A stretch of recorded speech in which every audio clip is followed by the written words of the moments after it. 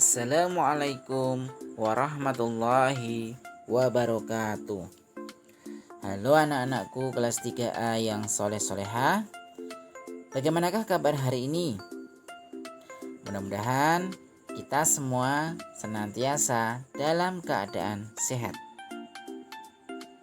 Anak-anak, hari ini kita sudah memasuki materi tematik tema 4, subtema 2, kewajiban dan hakku di sekolah, pembelajaran 1 dan pembelajaran 2. Silahkan anak-anak bisa dibuka ya bukunya. Untuk buku siswa di halaman 53, sedangkan untuk buku MPA ada di halaman 21.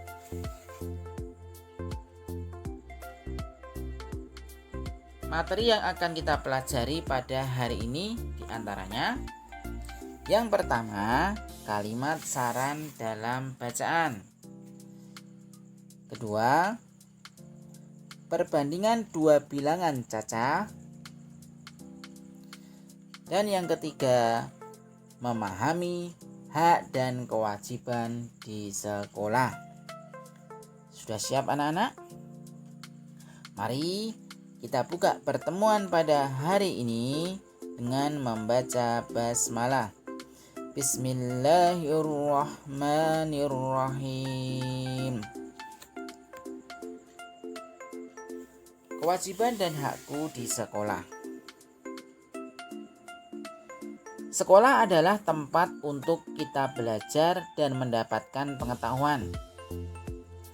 Sekolah juga menjadi tempat membentuk dan mendidik anak dalam karakter dan akhlak mulia.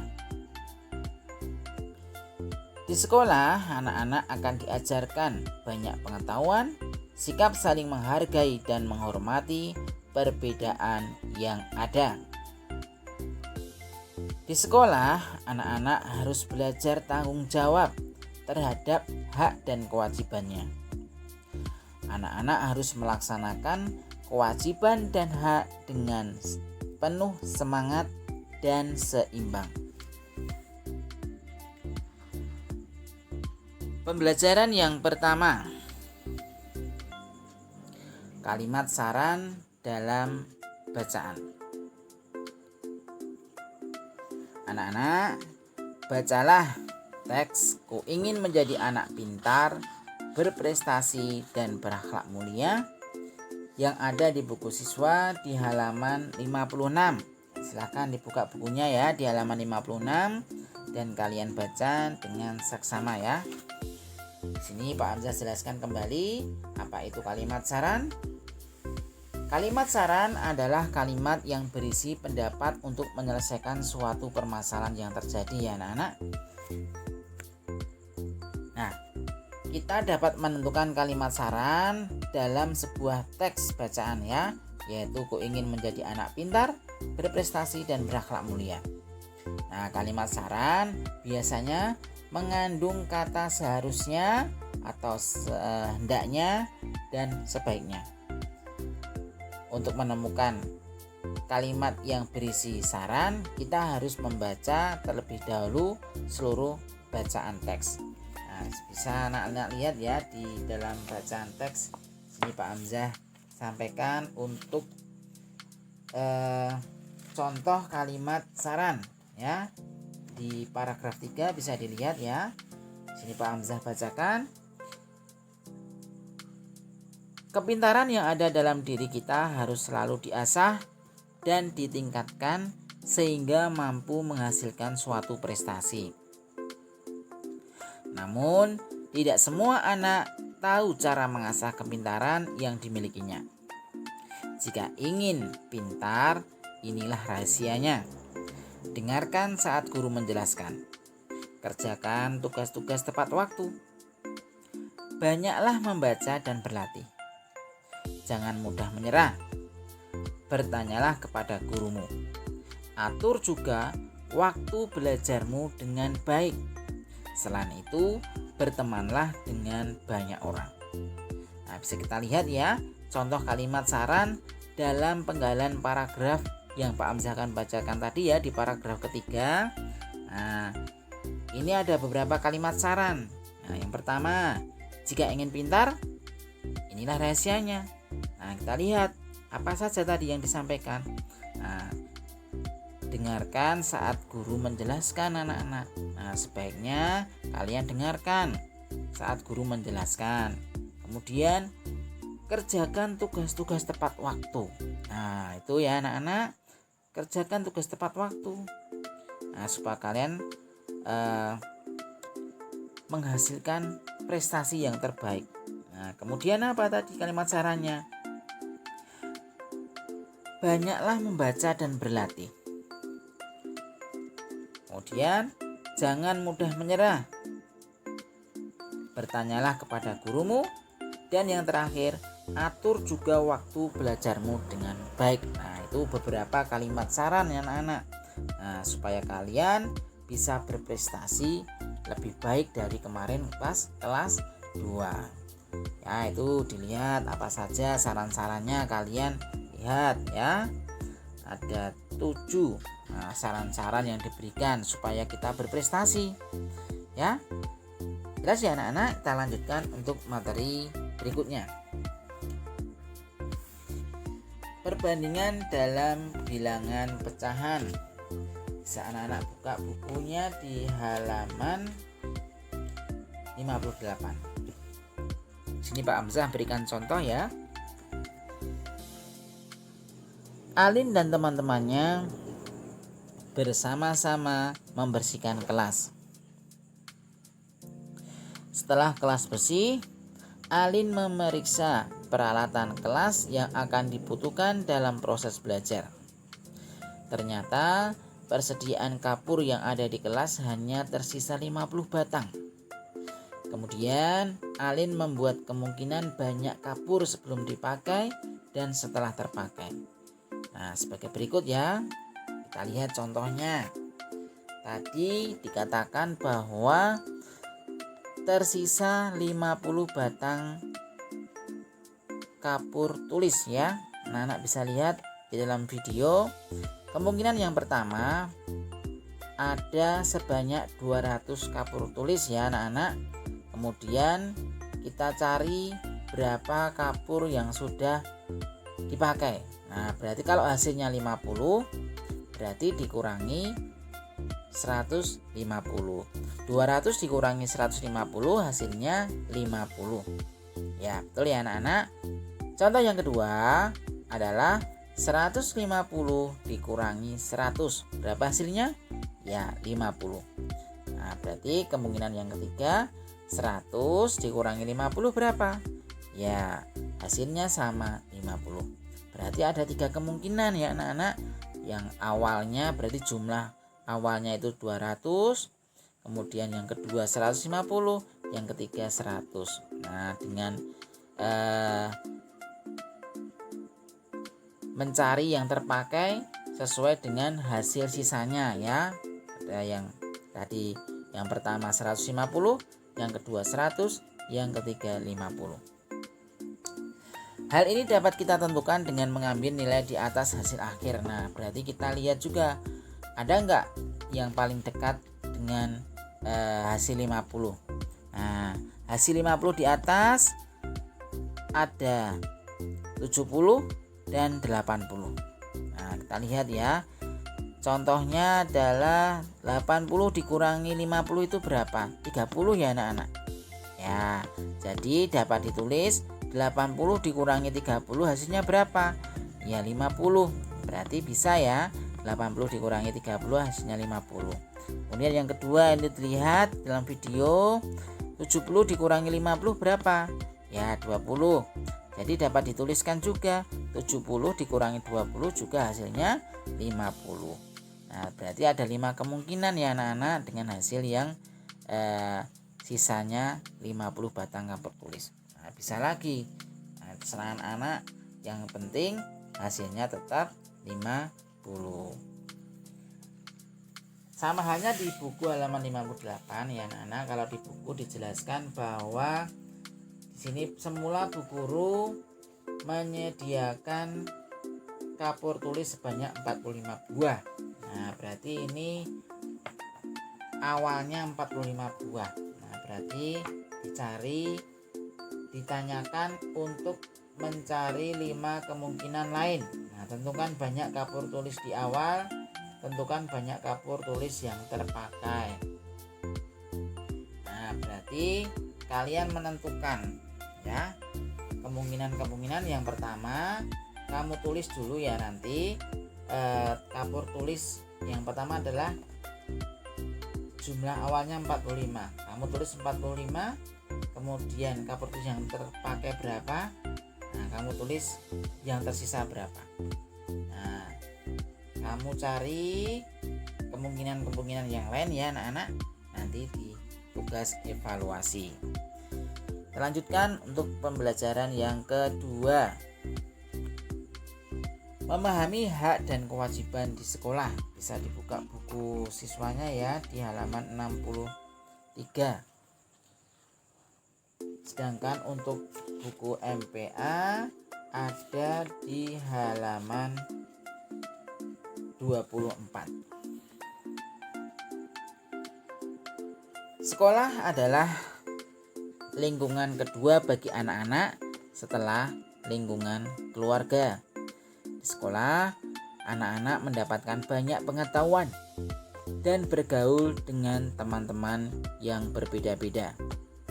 Sama seperti halnya di rumah, anak-anak juga memiliki hak dan kewajiban di sekolah.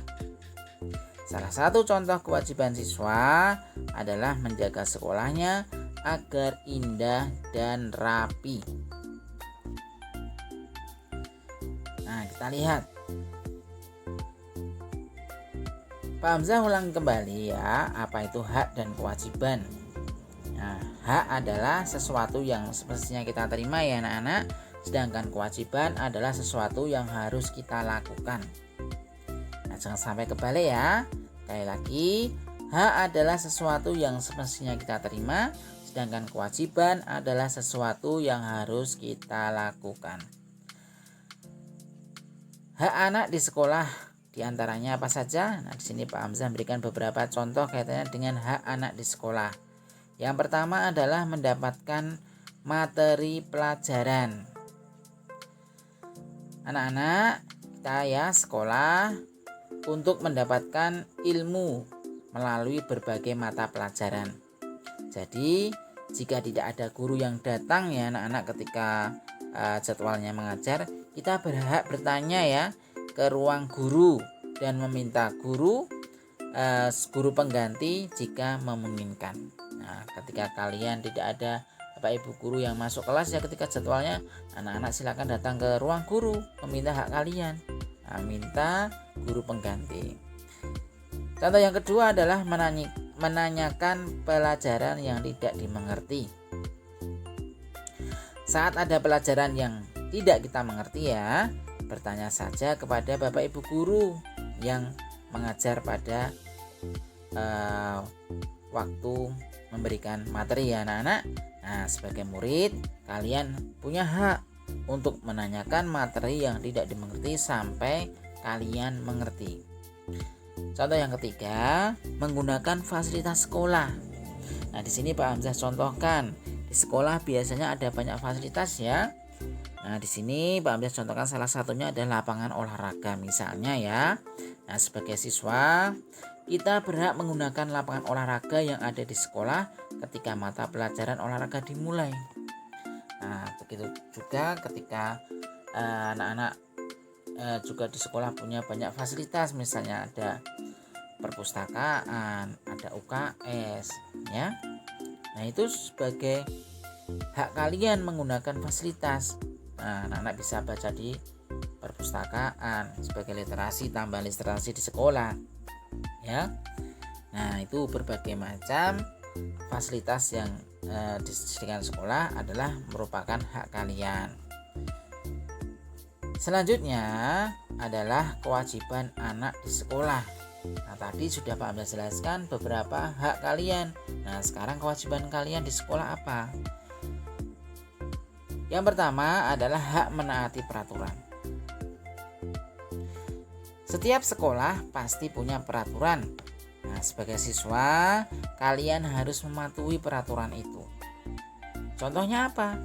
Contohnya, anak-anak di sekolah punya peraturan datang ke sekolah maksimal 6.30. Nah, berarti anak-anak harus datang dari berangkat sekolah tepat waktu ya, atau sebelum pukul 06.30. Kemudian memakai seragam yang sesuai dengan jadwal yang ada. Kalau Senin pakai merah putih, kalau Selasa pakai batik Muhammadiyah misalnya. Nah, itu harus kalian taati. Contoh peraturan yang lain adalah ketika anak-anak di sekolah maupun di kelas tidak boleh apa? Tidak boleh membuat kegaduhan. Nah, itu kewajiban untuk menaati peraturan. Kemudian kewajiban apa saja yang di sekolah? Salah satunya lagi adalah saling menghormati dengan orang di sekolah. Di sekolah ya anak-anak, ada bapak ibu guru, ada pegawai, karyawan, ya. Terus ada teman-teman kalian yang berbeda kelas. Nah, kita harus saling menghormati satu sama lain. Entah itu dengan bapak ibu guru, staf karyawan, ataupun dengan teman-teman yang ada di kelas lain. Contoh yang ketiga adalah kewajiban menjaga fasilitas sekolah.